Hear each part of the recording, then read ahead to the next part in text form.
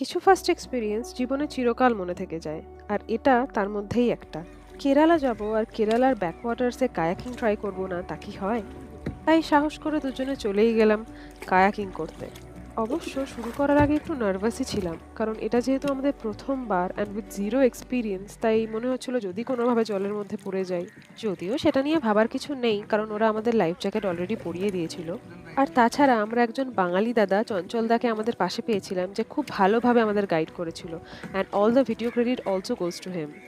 জানি না দেখে বুঝতে পারছো কিনা, কিন্তু প্রথম আমার প্রচুর ভুলভাল প্যাডেল স্ট্রোক দিয়েছি। কখনো ও ভুল করছে, কখনো আমি ভুল করছি। তো এইভাবে দুজনের মধ্যে একদমই সিঙ্ক হচ্ছিল না, আর তার জন্য আমাদের বোটের স্পিডও বাড়ছিল না।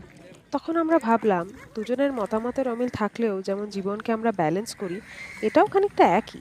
প্যাডেল স্ট্রোকের রিদমকে একসাথে এনে বোটকে ব্যালেন্স করতে পারলেই কেল্লাফাতে। হ্যাঁ, তবে এই ম্যানগ্রোভের লেনটা পেরোতে একটু অসুবিধেই হচ্ছিল। কারণ দেখতেই পাচ্ছ ভিড় ছিল। তো সেগুলোকে পেরিয়ে যাওয়া অ্যান্ড ওই সরু শিকড়গুলোতে আটকে না যাওয়াই ছিল মেইন চ্যালেঞ্জ। তবে সবটা পেরিয়ে যখন এই জায়গাটায় এলাম, এত ভালো লাগছিল।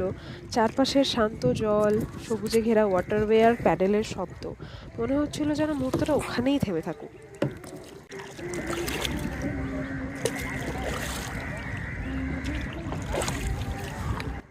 চলো তাহলে আজকের জন্য টাটা। আবার আসবো কোনো নতুন দিনের গল্প নিয়ে। বাই।